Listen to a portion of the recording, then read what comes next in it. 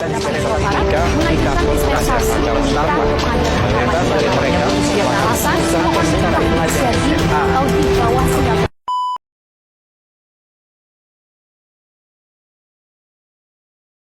bayangkan masa remaja, masa di mana saat kita masih sibuk memilih jurusan kuliah, mengejar prestasi di sekolah, atau sekadar bersemangat menanti film terbaru. Masa di mana segala peluang terasa terbuka. Namun, bagi ribuan anak di Indonesia, janji-janji masa depan itu harus terhenti mendadak. Bukan oleh bencana alam, melainkan oleh peran yang terlalu cepat, terlalu berat, dan sepenuhnya merenggut hak mereka menjadi suami dan istri. Kita bicara tentang tragedi bernama pernikahan dini. Secara hukum, pernikahan dini adalah pernikahan yang melibatkan individu di bawah usia minimum yang ditetapkan undang-undang, yaitu 19 tahun. Ini bukan sekadar isu sosial biasa. Ini adalah pelanggaran hak asasi anak yang menghilangkan kesempatan mereka untuk tumbuh, belajar, dan merencanakan hidup. Fakta di lapangan sangat mengejutkan dan memilukan. Berdasarkan data BPS tahun 2024, lebih dari 21% pemuda di Indonesia menikah di usia yang belum ideal. Angka ini berarti rata-rata 1 dari 5 pemuda kehilangan hak kemerdekaan remajanya. Lebih spesifik lagi, angka perkawinan anak, yaitu mereka yang menikah di bawah 18 tahun, masih berada di angka sekitar 9,23% secara nasional per tahun 2021. Kita ambil contoh di salah satu provinsi di Indonesia, yaitunya Sumatera Barat. Menurut data BPS 2024, proporsi perempuan usia 20 sampai 24 tahun yang menikah sebelum usia 18 tahun di Sumbar berada di angka sekitar 3,49%. Angka ini jauh di bawah rata-rata nasional. Selain itu, angka kelahiran remaja 15 sampai 19 tahun berhasil ditekan hingga sekitar 14 kelahiran per 1000 remaja pada tahun 2022. Meskipun angkanya membaik, masalah ini tetap menjadi beban yang terpusat di beberapa wilayah. Di Kota Padang saja, tercatat lonjakan pengajuan, dan di beberapa nagari seperti di Kabupaten Tanah Datar, pernikahan dini dianggap sebagai hal yang sudah biasa terjadi turun-temurun. Ini menunjukkan masalahnya bukan pada statistik keseluruhan, tetapi pada kantong-kantong kemiskinan dan budaya di tingkat nagari. Contoh lainnya, Rika, 16 tahun. Ia terpaksa menukar seragam sekolahnya dengan tanggung jawab mengurus rumah tangga, bukan didasari oleh kemauan yang matang, melainkan oleh tekanan keadaan. Mengapa tragedi ini terus berulang? Akar masalahnya tidak tunggal. Pertama, dan paling dominan adalah faktor ekonomi dan kemiskinan struktural. Bagi keluarga yang terjerat kemiskinan, menikahkan anak sering dianggap sebagai solusi instan untuk mengurangi beban biaya hidup. Bahkan, dalam kasus ekstrim, pernikahan dini menjadi semacam strategi bertahan hidup, atau secara halus, menjual anak untuk mendapatkan stabilitas finansial dari pihak laki-laki. Ini adalah pola pikir yang mengabaikan masa depan anak demi kenyamanan. Kedua, pendidikan yang rendah dan minimnya literasi kritis. Anak yang putus sekolah atau memiliki pendidikan rendah tidak hanya minim informasi, tetapi juga minim life skills, yaitu kemampuan untuk merencanakan masa depan, berpikir kritis, dan menunda kesenangan. Tanpa life skills ini, pernikahan dilihat sebagai satu-satunya karir yang tersedia. Tentu saja, pemicu paling sering kita dengar adalah kehamilan di luar nikah.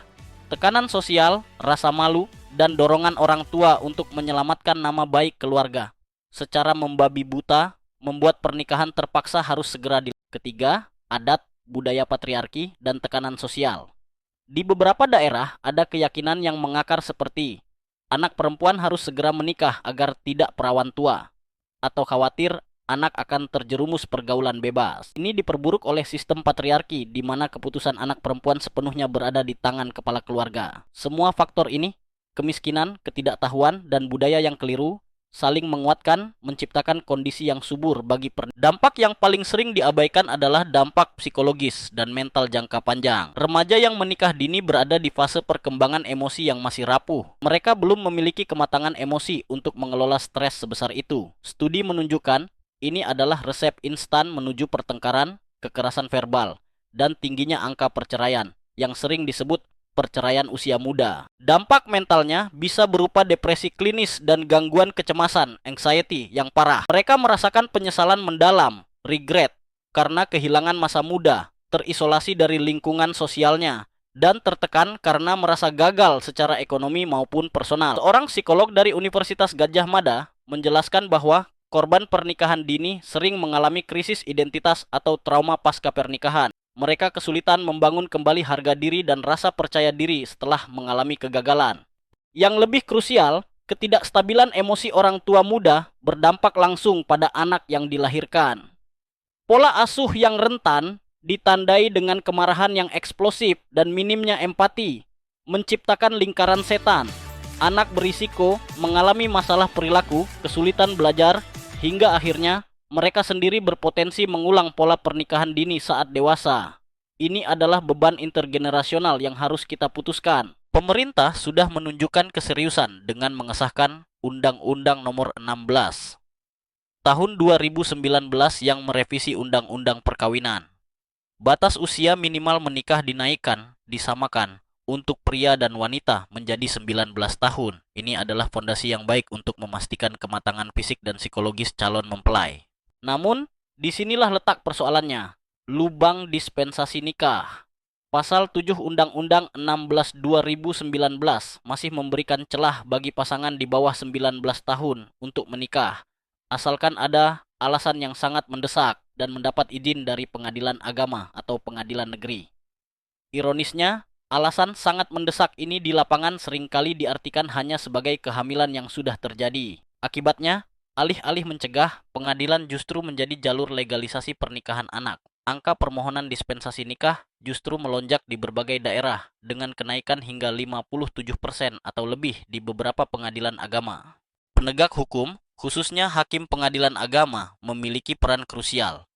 Mereka harusnya memastikan bahwa kriteria sangat mendesak benar-benar diterapkan secara ketat dengan mempertimbangkan aspek psikologis, pendidikan, dan hak anak, bukan sekadar meloloskan desakan adat atau kehamilan. Perkawinan anak adalah isu perlindungan, dan hukum harus menjadi tameng terdepan. Apa yang bisa kita lakukan untuk memutus rantai ini? Kita butuh solusi ekosistem. Pertama, pendidikan holistik dan keterampilan hidup.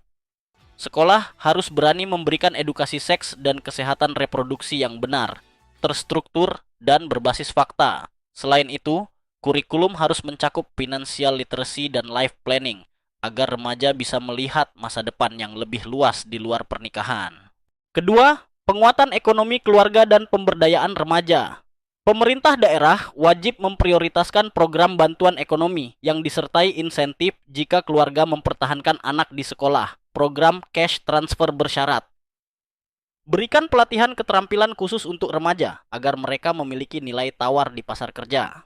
Masa remaja adalah masa pertumbuhan, masa di mana mimpi kita harusnya mendapatkan panggung terbaik, bukan jeda paksa.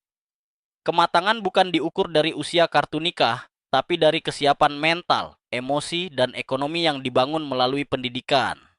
Kita semua punya peran. Mulai sekarang, mari kita sadarkan lingkungan kita bahwa 19 tahun adalah batas minimal, bukan target yang harus buru-buru dikejar.